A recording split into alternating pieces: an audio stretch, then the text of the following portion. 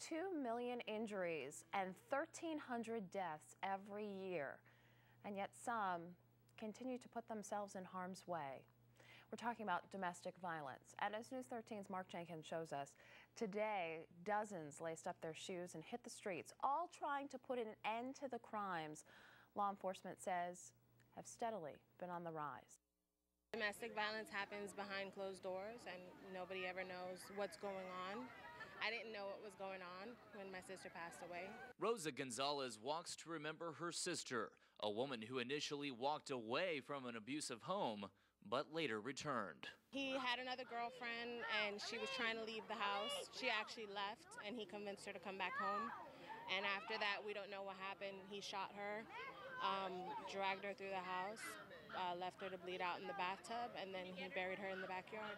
Saturday, more than 150 people walked around Lake Eola for victims like Rosa's sister, many of them bringing their dogs. Ironically, animals are said to be the reason 48% of people stay in an abusive home. Animals are the victims of domestic violence just like people are. Targets of domestic violence are 2 legs or 4 legs. But now animals can come with you.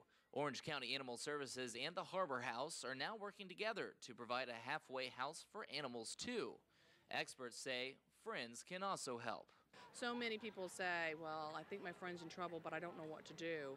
And if people are aware and they know that all they have to do is talk to them and refer them to a domestic violence shelter, and they increase their survival rate by almost 100%, we could end domestic violence. Gonzalez is proud of the steps this group is taking in fighting domestic abuse. She hopes her sister's death can serve as a warning for others living in a violent home. I feel bad for the women who come out and who actually wake up every morning and put on a brave face because you don't know what's going on in their life. Last month, Gonzalez's brother-in-law was convicted of second-degree murder with a firearm in St. Lucie County. He's now serving a life sentence. In Orlando, Mark Jenkins, News 13. By the way, October is National Domestic Violence Awareness Month. If you're living in an abusive home and looking for a way out, here's a number that you can call. It's right there on your screen. It's 1-800-500-1119. Again, that number